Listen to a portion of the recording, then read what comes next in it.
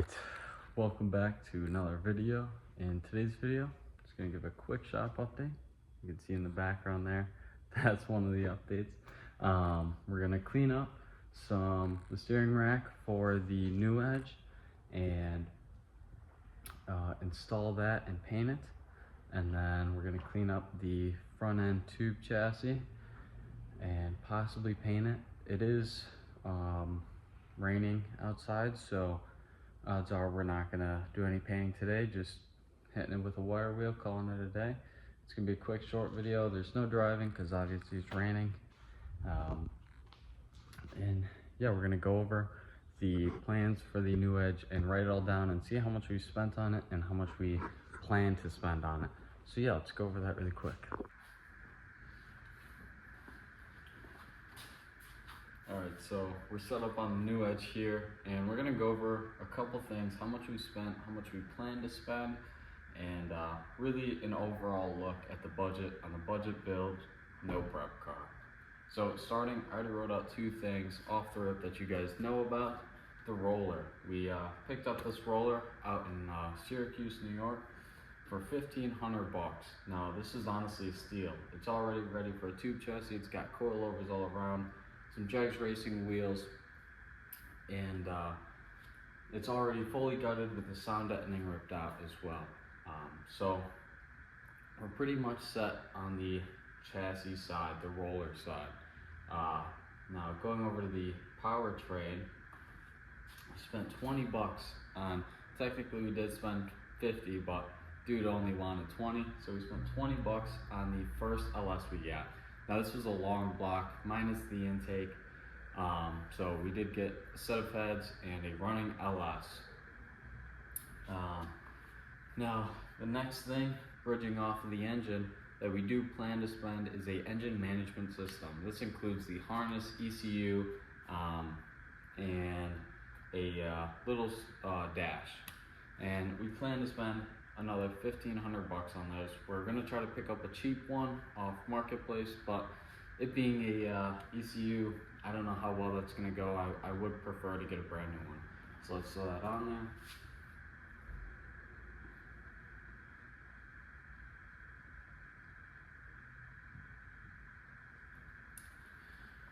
So we got that. The next thing you guys know about going along with the chassis is the tube front end. We spent 250 bucks on this, and we do plan to spend 600 bucks to get it welded in, as well as a couple things welded, fixed on the Mustang. I noticed a couple cracks in the frame that aren't a big deal, but can become a big deal when you start doing wheelies, hopefully.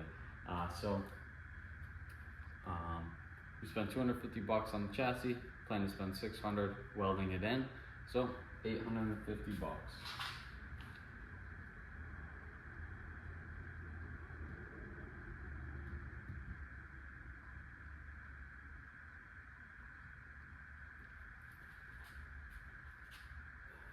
So far this is piling up pretty fast, but for a budget race car, it's not bad at all. I mean, not sure if you guys know, but I spent $9 grand on the Fox body, and that was just running. It was nowhere near where it's at today, so,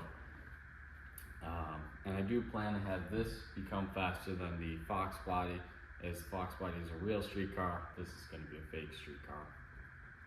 Now the next thing we spent was the second LS and the trans, along with a bunch of other parts, including heads and all that sorts. So technically I'm not too sure how to price this out, because we did get them up on trade of some Edelbrock Performer heads that we bought from Ford Nationals a while back. So I'm probably gonna price that about 300 bucks. Although we didn't spend any money, the heads were probably worth right about there.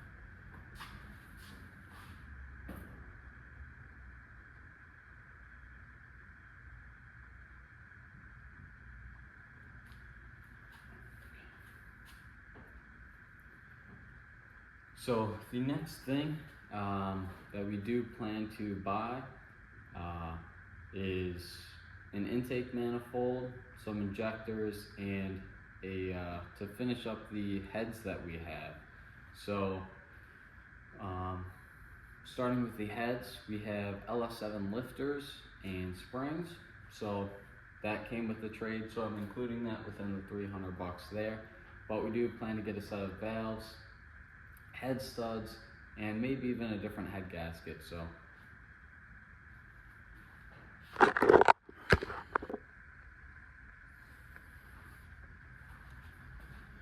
alright, so did a little bit of research and got a lot more on the list here. So let's go over a couple things. We already went over the roller and the engine, but to make the engine work, we need an ECU, harness, and a bunch of other things. So the engine management system is probably going to be about 1,500 bucks. This is something I don't want to buy new, or I'm sorry, don't want to buy used, because you never know what wires people are cutting, or maybe they fried the computer and it's done for. So that's going to make our engine work. The next thing is a manual valve body for the trans, because I don't want to hook up a computer to the trans. You can't have human error when there's a computer. There could be way too many issues with it, and it's just simpler. That's going to run me about 600 bucks new as well. The next thing that you guys already know about is the tube chassis that we got. Now the tube chassis itself cost me about 250 bucks. We went out to this guy's yard, cut it out, and drug it all the way back from very far away.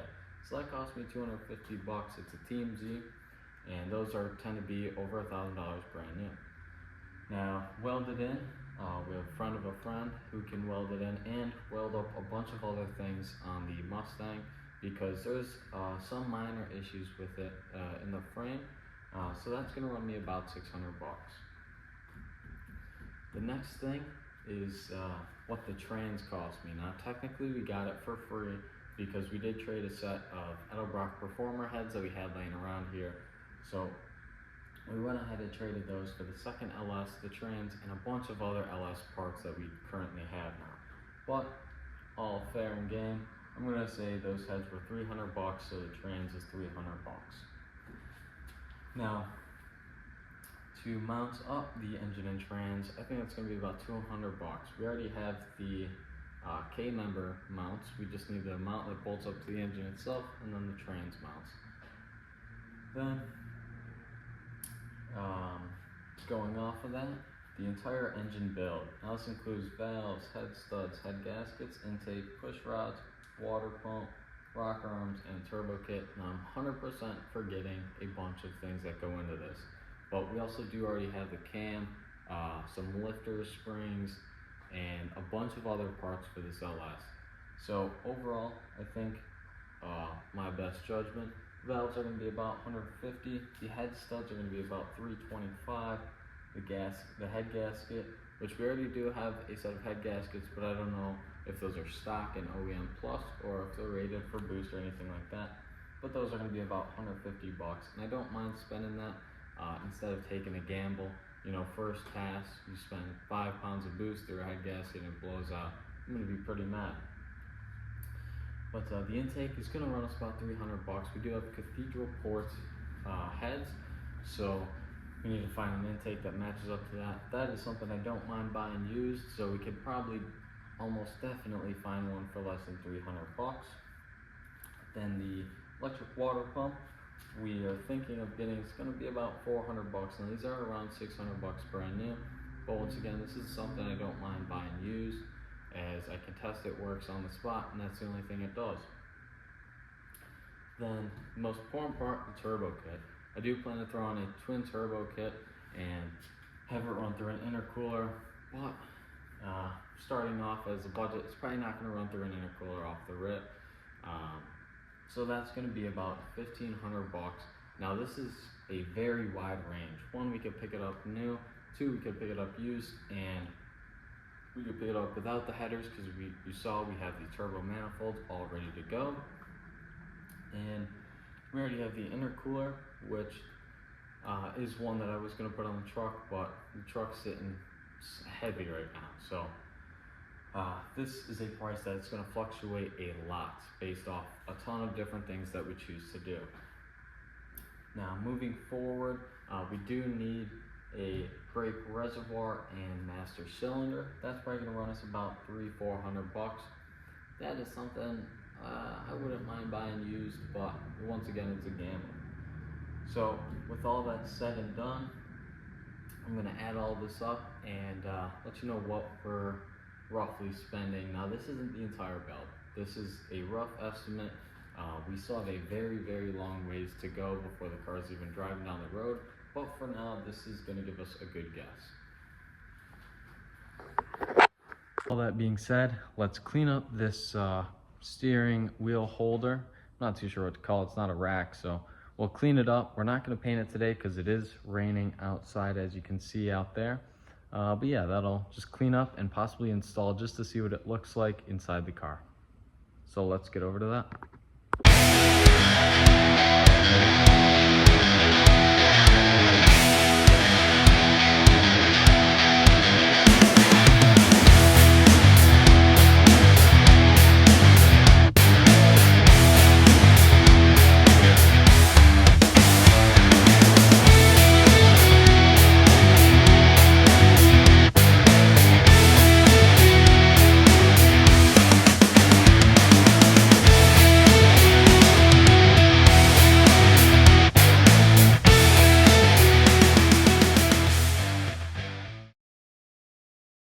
So unfortunately my phone has ran out of storage, so the time lapse is cut out several times, and my air compressor cannot keep up with the whiz wheel. So I'm gonna have to wait till I get my tools from work here so I can use the electric drill and finish cleaning this up. But so far I want to show you guys how much different this is gonna look, and it's gonna look way cleaner, especially with it painted. So yeah, let's show you that really quick. Also, I want to just a quick mention, we hung up all the flags. Obviously the American flag we all love. Then the rest of the flags that I've just acquired. So yeah, let's show you guys the steering rack. As you can see, unfortunately, this little whiz wheel here isn't, my air compressor can't keep up with it. So I'll hold it wide open and it'll just die. But so far it's actually made a huge difference. Just look at this piece compared to down in there, or even just right here, right next to each other. There's a huge difference. Obviously this isn't structural rust, it's literally just surface rust, but I care about how clean this is. Just because this is a budget build doesn't mean this has to be a cheap, bad, poorly built car. I still like to build quality cars, even on a budget. Well, I think that's going to conclude today's video. We don't have a whole lot going on, especially with everything. Once I get the rest of the engine parts and the engine management system, we'll really get rolling, especially over the winter time. I plan to get a lift before winter, and we just got a lot of plans and not a lot of budget. But yeah, once that gets all rolling, we'll be good to go. But thanks for watching once again, of course. I hope you guys really did enjoy today's video, and we'll see you probably next week.